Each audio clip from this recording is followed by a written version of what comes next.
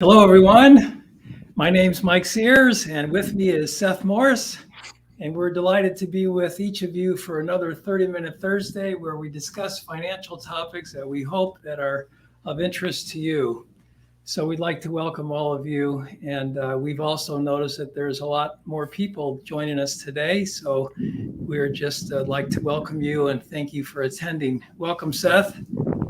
Thanks for having me, Mike, and thanks to everyone who's watching today. Just real quick, for those of you who have watched these in the past, I'm sure you're aware that you can comment, ask questions, and we'll try to address them as best we can. But please, today, if you do have questions, please put them in the comments section. I think there should be quite a few because today's topic is how much money do I need to retire? Great topic. Something we've been talking quite a lot about in our office. In fact, Seth, how many people come into our office? And isn't that one of the first questions that people ask us? Yeah, it's either how much money do I need to retire or how much money will I have when I retire? Yeah, I think that's right. The people who come to us and they're very close, maybe they're 30 days away from retiring. Their major question is, can I really do this? Do I have enough money to retire on? We see other people who got a little bit of time. We'd like to be in the category where we have time and we can kind of plan for it. So, Mike, first off, why is it so important for us to know how much we would need? I think for those of you on the call, the big question, the anxiety that we have, do I have enough money to live on when I retire? And not having that answer is very concerning for a lot of people. In fact, Seth, I remember I was thinking of the story we were talking about today I remember a lady that I met, and she started retiring, or she started planning for retirement really quite later in her life. It wasn't early on. And so when she came to us, she said, I have a feeling that I'm going to have to work forever. And because she didn't really have any knowledge of where she was at financially. And the fact that she had started so late, Seth, really had her concerned. Happily, she didn't have to work forever. And happily, she is retired today. And that really has a lot to do with what we're going to talk about today. How was it that someone who thought that she might have to work for the rest of her life could actually retire kind of on schedule? In fact, in her case, it was a little bit earlier. She ended up having a little bit of a health issue with that, which actually caused her to retire earlier. And she did. And the steps that went into that has a lot to do with, I think, what we're talking about today, Seth. So, Mike, time for to answer the $1 million question. How much do we need? And I know, I'm smiling now. I know all of you who are on this call today are saying, okay, Mike and Seth are going to give us a number, the exact number that we need to have set aside for our retirement, and we're good. In fact, wasn't long ago, I was on a YouTube video or something, and it was a financial guy giving advice. And it was very similar to this meeting, except he said, this is the statement that he made. He said, for those of you on the call, if you have $500,000 approximately, you'll be just fine in retirement. And I had to just sit back in my chair and pause for a minute, Seth, thinking, obviously there'll be, I could think of some clients where that amount of money that they had set aside for retirement would work. But I can think of a lot of people where that $500,000 was not enough. We know there's no number that is, a blanket number that would work for everybody because no two people are alike. And so, Mike, what's the driving factor behind figuring out what your number is for retirement, how much you need? Well, the driving factor, if I'm working, what do I get every 2 weeks? A paycheck, hopefully. I get a paycheck, and I can count on that. Whatever that amount of money is, as long as it meets my income needs, if I get that monthly, I get that check every 2 weeks, I'm good. I can pay my bills, I'm happy. Well, now when you get ready to retire, the question is, am I still going to have a paycheck? It might sound funny to think about it like that. We talk about it in terms, for most of us, retirement income, but really what it is can I recreate a paycheck when I'm going to retire? Can I get that every month or every 2 weeks? Can I get that check deposited in my bank account when I retire? And so not knowing that, Seth, not knowing what that number is a big concern. People want to know, how do I get there? What is that number that I'm going to have when I finally retire? Okay, so we need to know how much income we'll need in retirement to be able to back into this retirement number, this nest egg that we should have saved up, correct? That's right. Okay. And when people come in, we usually there's two different numbers for income, right? We have a minimum number that we have to have, and then we have a lifestyle number. Could you tell us just kind of the difference between those two? This process really does begin with creating a monthly budget. Whether you're retired or you're working, if you create a budget, you're going to outline all the various bills that you have to pay every single month to be able to live comfortably. And hopefully you have a little bit of extra, right, to do a few fun things to go with it. That's a monthly minimum amount of money that you have to be able to come and go as kind of you would like to. The lifestyle need, that's where, when you think about in the planning process, that maybe you've been thinking about all during your working years. When I retire, I would like to do what? A number of fun things that you couldn't do during your working years. And we call that the lifestyle income number. That incorporates not only those monthly bills that you got to have, but also to be able to do some of those things you've always dreamt of doing, whether it be travel or maybe giving back to your community or spending time with grandchildren or children. There's a whole list of things. I would also say that to come up with that lifestyle number means it's probably a good idea, Seth, for couples or an individual to sit down with a piece of paper and a pen and outline what are those things and add that to that basic monthly bill. Yeah, we had a question here. It says, if I know how much my living expenses will be, how do I know how much more than that I would need to live comfortably? And I think that goes right to what you said. What does living comfortably means different things for different people. For you, living comfortably could mean, I want to travel a lot. I want to travel and see my kids. I don't like to eat rice and beans for every meal.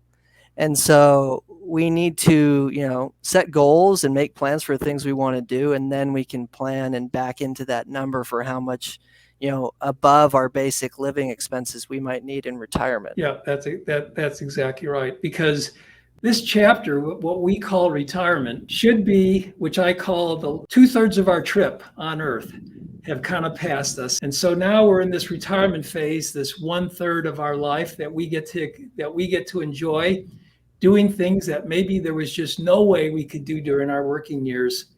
And to be able to do those things requires some planning.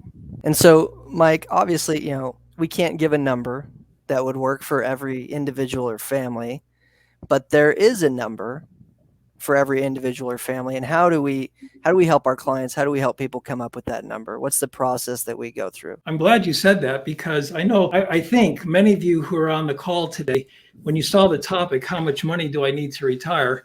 I would expect many of you would be hopeful that we would give you that actual number. And the answer is it can't be, we need to know it. We have to know what those numbers are. But when we're talking about how much money do I need to retire, what we're really saying is, how much money do I need to create the income that I need to live on, right? And so you asked me the question, what is the process that we use when people come into the office? Well, the first thing is understanding exactly where you're at today. I like to call it, we like to x-ray your financial, take an x-ray of where you're at today. An x-ray meaning we want to take a deep look at all the aspects of your current financial situation. How are you investing money? How much money is there? We want to review your statements. We want to unpack everything that we can financially to find out where you're at today, so that we can begin the next step, which is creating that financial plan. Where is it that you want to go? And it's a very logical process. It begins with an assessment. It follows with a specific plan. And that plan is what's going to outline how much income we're going to create every year, how much money it takes to support that. What are the sources of income that we have? A person who only has one source of income at retirement might need to have more more money set aside than a person that has multiple sources of income. You want to talk a little bit about that, maybe? We when we talk about this number that we need for retirement, we're not talking about usually we're not talking about creating all of our income or generating all of our income for the next 30 35 years. We're talking about supplementing what's already coming to us.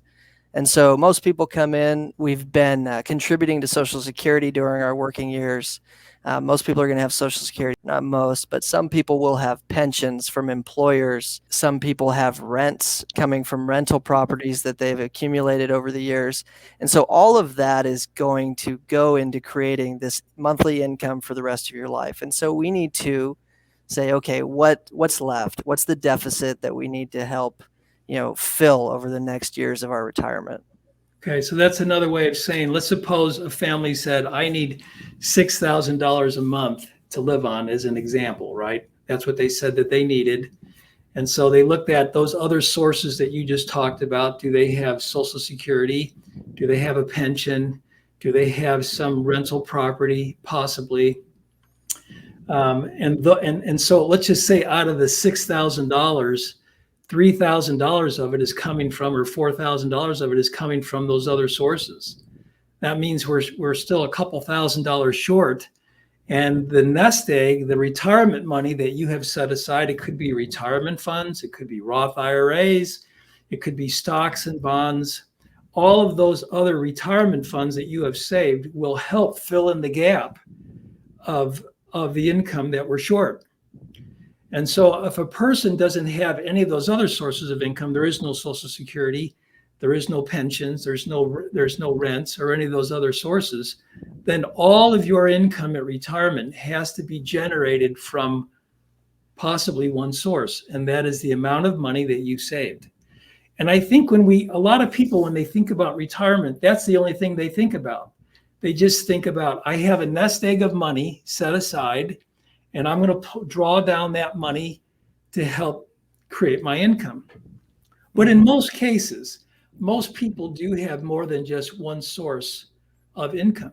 Any thoughts? No, I think they definitely do. They have those other sources of income, and it's not. I guess I wish it was as easy as saying I have this set aside and I'm going to spend it down and everything's going to work perfectly.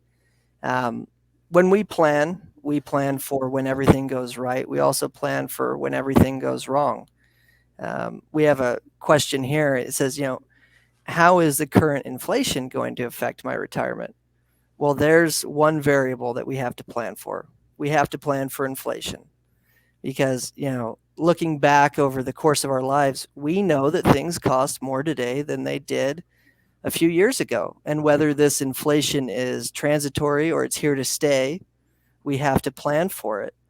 And so we want to plan for it and hope that we're over planning. It takes a lot of careful, detailed planning because we don't want to mess this up. And so what we're really talking about is creating a financial model.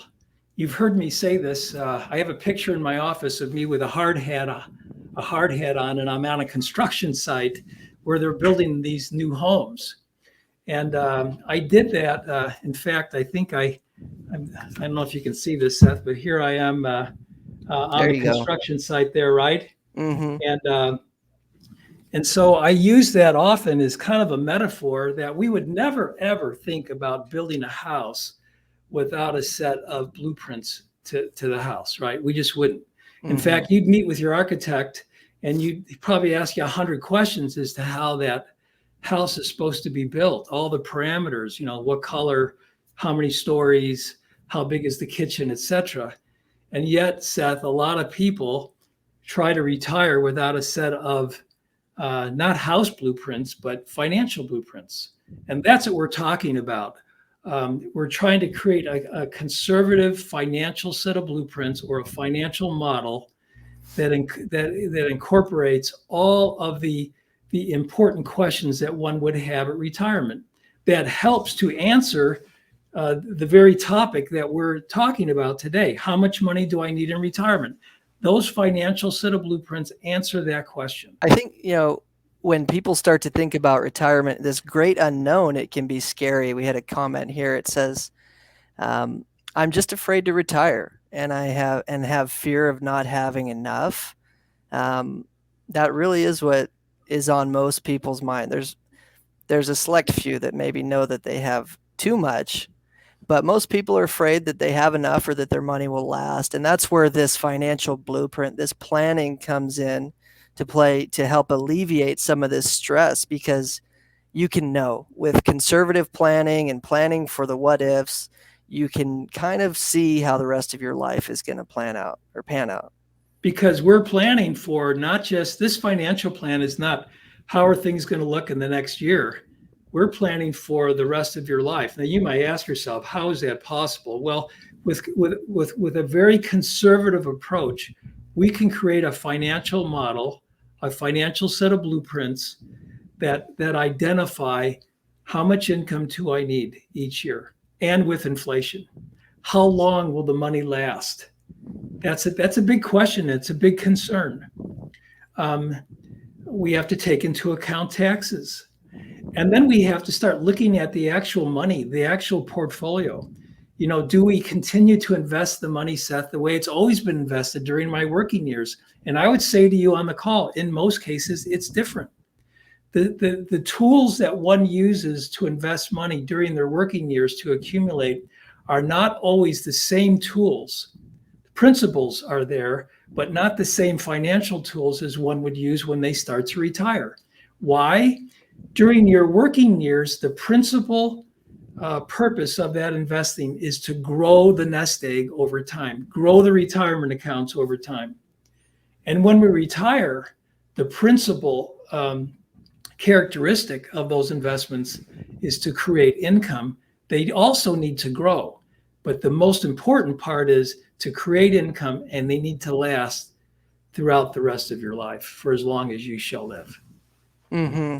And I think, there's a lot of this go for broke, swing for the fences mentality with younger people. We want to invest, as aggressively as we can to accumulate as much as we can.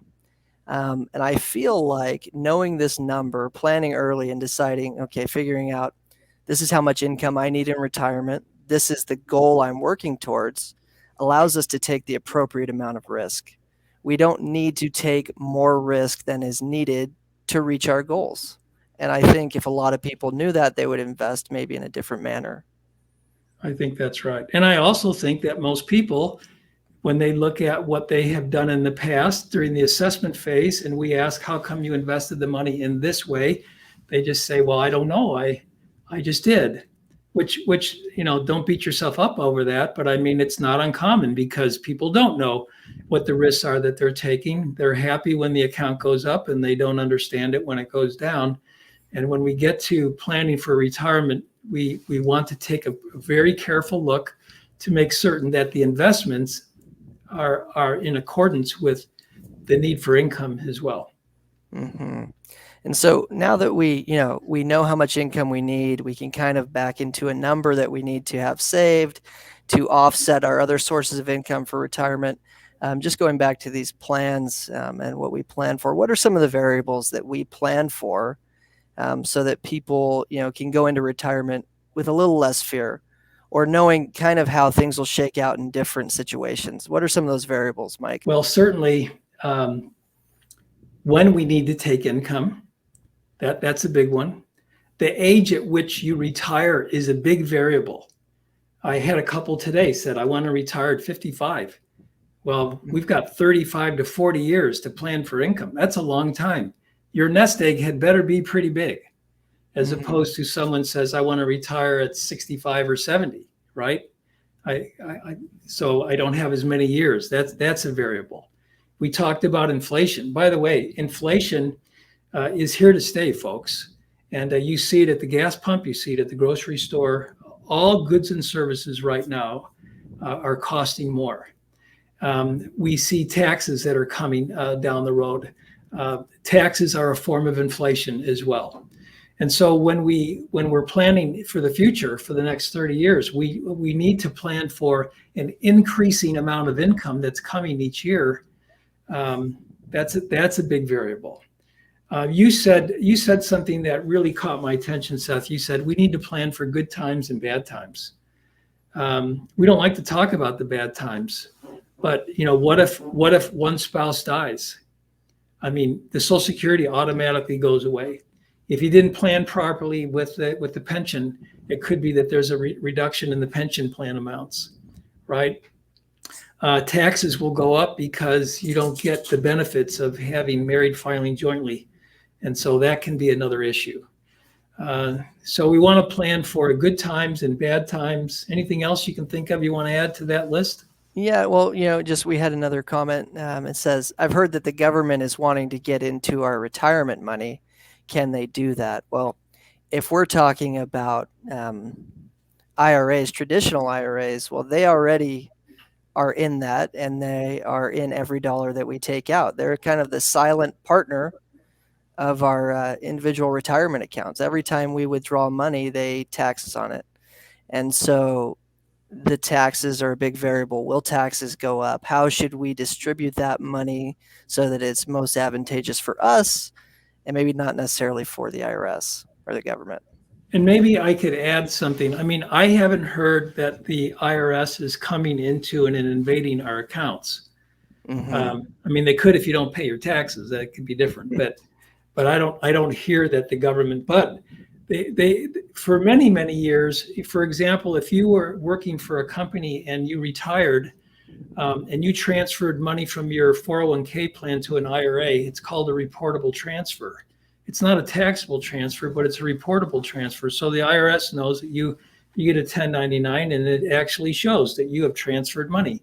So that's another way of saying that the government knows what we're doing. How this will sort out in the future, I don't know. I mean, I hope that they're not, that they can, that there's no way that they can invade our accounts. But I won't be a bit surprised that they know what's in it.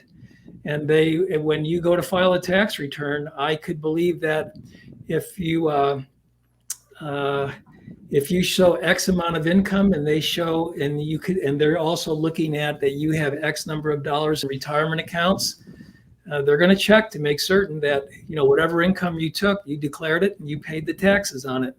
And if they're more aware of what's in our investment accounts, they could probably be more accurate with what they think we should owe. I don't know if that means that we would be audited more. I don't know. It's hard to say. Yeah, and this isn't one of those things we need to be afraid of.